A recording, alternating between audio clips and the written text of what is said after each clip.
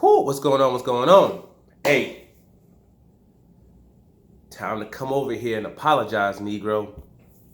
I did a video a couple of weeks ago, I think it was, and basically I was basically just explaining the moves that Terrence Crawford made in his career and the moves that Earl Spence basically made in his career, the paths that they took and what was happening in both of their situations.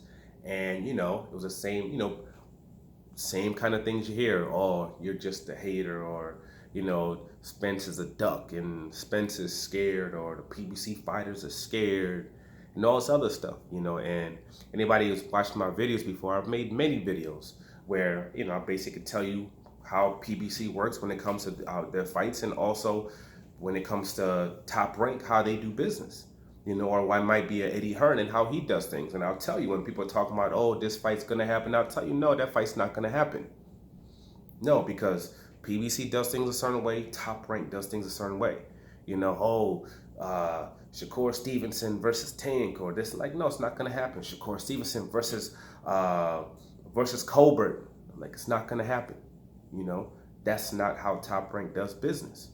And again, it goes back to, oh, you just being a hater, and no, they're just ducks and this and that. And then this lawsuit comes out, and basically everything I've ever said turns out to be the truth. It turns out that's everything I've said before. That's what the case is as it pertains to Terrence Crawford. I never said Terrence Crawford was scared. I never said Terrence Crawford was afraid or anything like that. But I said Bob Arum's not going to put, any kind of real effort into setting up fights against any of these guys on PBC. Whether it would have been Ugas, whether it would have been even Sean Porter, Danny Garcia, none of those guys. Danny Garcia being offered a $3 million flat fee for a pay-per-view. Moronic, like he's really going to take that. You're making that offer knowing that he's not going to take that. He's not even going to take you seriously. At one point saying Sean Porter, the most he was going to offer him was $1 million flat fee. $1 million, that's what he's going to give him. That's not Ugas. When Ugas people, they contacted Ugas people, spoke with them one time and never spoke to them again. I guess just to kind of tell Terrence Crawford, hey, we spoke to these guys. But he never spoke to them again. Mayweather Promotions contacted him about doing a Teofimo Lopez fight against Gervonta Tank Davis. I guess they could see all the stuff that was going on with Teofimo too. And they understand how that fight was going to, turn out. They didn't want to do any business when it came to that.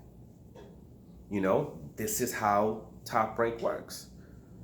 So the problem was never Earl Spence. The problem was never PBC. The problem was never Ugas or Danny Garcia or anything like that, because we all saw when it came to Sean Porter, when he understood that Terrence Crawford was leaving, and he tried to put Terrence Crawford into what he believed was a tough situation where he might take a loss, where he can maybe make a little bit of money off of it as well. He put up the money for that finally. He put up the money that was realistic that Sean Porter would actually take, which was $4 million. $4 million upfront guaranteed, and Terrence Crawford had to get paid $6 for a fight of that magnitude to even happen. And all of a sudden the money came up. The same fight that he said was only worth $1 million, where if supposedly he was losing all this money when it came to Terrence Crawford, or these fights weren't worth that amount of money, he could have left it alone, let it go to purse bid, and let PBC bid on that fight, because they let it be known to him that no, we're not doing any joint anything. You're either going to do the fight and put up the money, or we're going to let it go to purse bid, and we're going to win this purse bid, and we're going to bring it over here to PBC. But he didn't want that to happen, so he put up the $10 million for that in order to make that fight happen, and they came up with an agreement. So and with that situation right there, you saw, hey, if he's really serious and he puts forth a real effort to make a fight with these guys, it can be made. And with somebody even like a Ugas, somebody would have to pay substantially less money. So that's another fight that could have been made as well. If you gave Danny Garcia a real offer, yes, he would have did. If you gave Keith Thurman a real offer, yes, he would have did the fight. And people are like, oh, Keith Thurman asking for $10 million. Number one, he's saying he didn't ask for $10 million, but even if he did ask for $10 million, I could understand, just due to the fact that Bob Arum, number one, has an issue with paying fighters. So you probably, when somebody's, is dealing with them, they're probably going to want a lot of that money up front. And this is the man who just came off making $10 million. Let's go fighting Manny Pacquiao. When all the pay-per-views, the gates and everything came in, he made over $10 million off that fight. So he's going off by, by his record of pay-per-view. He's going by the fact that he's done, record-breaking gates, as far as like in the Barclays and things like that. He's done numbers. He's done crazy numbers when it comes to viewership on Fox. Over and over and over and over again. This guy's he's been a part of some big fights. He's been part of a couple of big fights. So that's where he's going by. So it's saying, hey, with what I bring to the table, compared, with him, us together, I believe this is what can happen. I believe we can generate these kind of funds. So if they negotiated with him, though, they could have come up with a number where that fight could have happened. But Bob Arum's not about that life at the end of the day. He's about keeping things in-house. And when it comes to his major fighters, he's not about letting them go out to fight other fighters where it can be dangerous, where it can be sketchy, where they could take losses. The only way he's going to do that is if, like, let's say you're at the end of your contract, it's the last fight, and you're somebody who's financially in a good space where you could sit out for 2 years and be okay, and he understands and knows that, then he might then do a big fight. Like when Chavez Jr. wanted to fight against, it wasn't Gennady Golovkin, it was against Martinez, and he wouldn't do the fight. But then when it was his last fight, he understood this kid comes from a wealthy family. He can sit out for 2 years. So he said, okay, he went ahead and he made the fight. He let the fight happen because he knew if he didn't, this kid was going to walk anyway. He's going to sit on his butt for a year and a half. He's going to leave this company, and then he's going to go ahead and do the fight that he wanted to do in the first place. So that's why he set up that fight.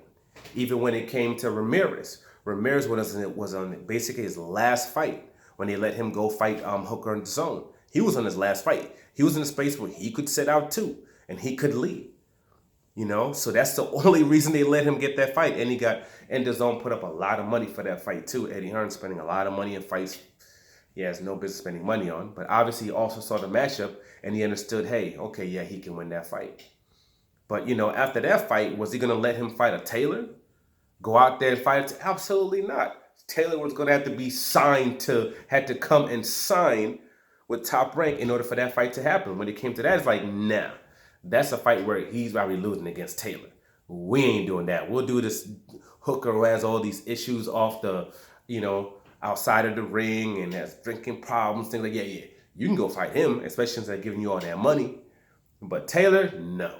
And Taylor had to come over there in order for that fight to happen. If he didn't come over there, that fight would have never happened. We never would have saw Undisputed, period. But that's how he does things. You don't see Bivol fighting against whatever the hell that dude's name that signed the Top Rank, the unified champion, 175 pounds. Better be it. You don't see those two fighting. You don't see them fighting. You don't see any Colbert versus Shakur Stevenson being set up. This is just not, you don't see Inoue. You think Inoue, they're going to let Inoue go ahead and fight Fulton at 122 pounds when he moves up? No. These fights are not going to happen because that's not how Top Rank does things. And according to this lawsuit and everything that you see in it and everything that he's saying, so it turns out that's the case. So all these people that have been saying that, just PBC lovers and the PBC guys are just scared. They don't want to fight Crawford, this and all that. Well, Terrence Crawford is telling you that he doesn't believe you with this lawsuit. With this lawsuit, he's saying that he doesn't believe that these guys were scared of him or these guys didn't want to fight him. He's saying that his promoter just refused to do what was necessary in order to make these fights happen.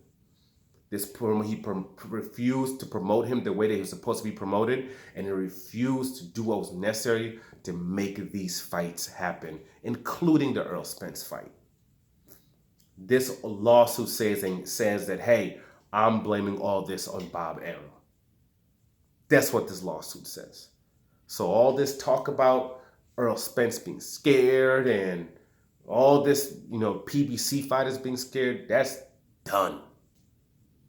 And it's done because of the words and the actions of the man on the other side, which is Terrence Crawford. So, all those people putting them comments on those videos, time for you to come on. Come on over now. Put some respect on my name. Like, subscribe, share. I'm out.